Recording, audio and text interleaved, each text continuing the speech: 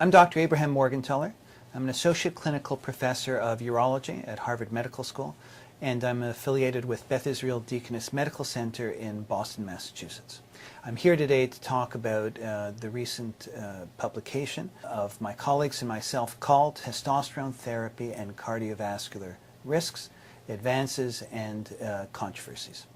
So this is a pretty interesting story. In November 2013 was published an article in the Journal of the American Medical Association that for the first time seriously raised concerns about adverse cardiovascular events with testosterone therapy.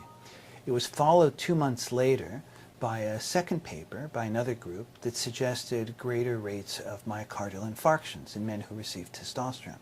2 days after publication of that paper, the FDA announced it was going to review the safety of testosterone with regards to cardiovascular risk.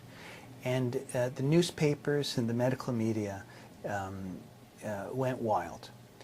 This affected medical practice, and we saw in our own practices, those of my colleagues and I that are involved in clinical medicine, that many of the men actually stopped taking their testosterone, some of whom had been on it for a very long time, and others were told by their cardiologists to not get started on it, even though they were appropriate medical candidates. This story of increased cardiovascular risks to those of us who have been involved in research and education around testosterone was curious, because there's been a long history of either reports of benefits of testosterone therapy in men with known cardiac histories, and then even more recently, quite a literature that's been accumulating, suggesting quietly over the years that testosterone therapy, if anything, improves cardiovascular risk factors. And so it was surprising to see these two papers come out, and so my colleagues and I decided to actually research the topic as extensively as we could. So it turns out that out of a fairly extensive literature, there really are only 4 articles that suggest anything negative about cardiovascular risk with testosterone therapy. The one that started the current excitement, if you will, was written by Dr. Vegan et al. And was published in the Journal of the American Medical Association in November 2013. And what it reported from an observational study, retrospective, was that men who had low levels of testosterone, who ended up getting a prescription for testosterone, had a rate of adverse events, heart attack, stroke, or death, of 25% at 3 years, whereas the untreated men had a rate of only 19.9%. But it turned out that the authors had used a statistical methodology that is not widely known, nor has been extensively validated, and in which men who had an event who had received testosterone, those events counted as more than one event, and men who were untreated, their events counted as less than one event. It turns out that if you actually look at the percentage of individuals in each group that had an event, the testosterone group had half the rate as the untreated men, 10.1% versus 21.2%.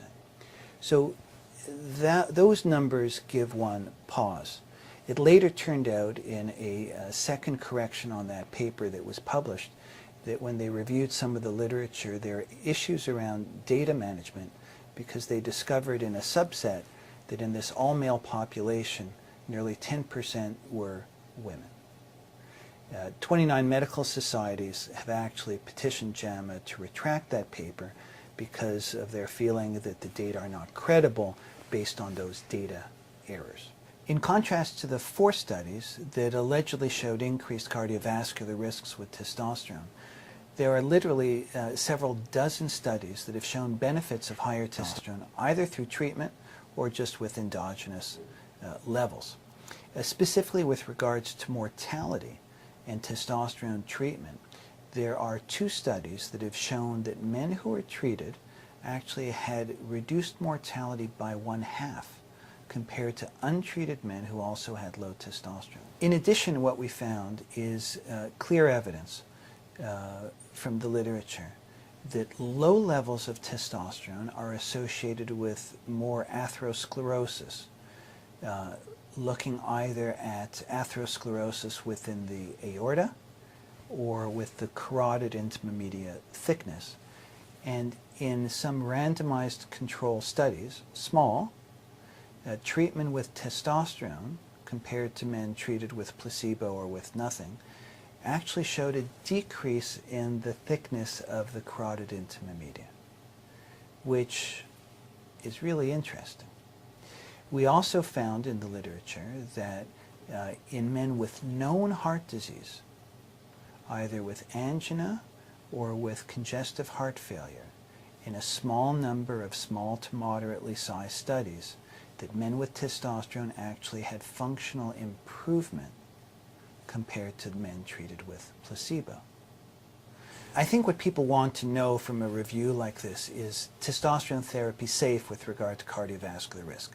So that's a hard thing to answer in medicine in any definitive way, and one thing that's missing from the literature is a large prospective long-term study in men, as we've had in women with the Women's Health Initiative study and estrogen and progesterone. So one has to be cautious.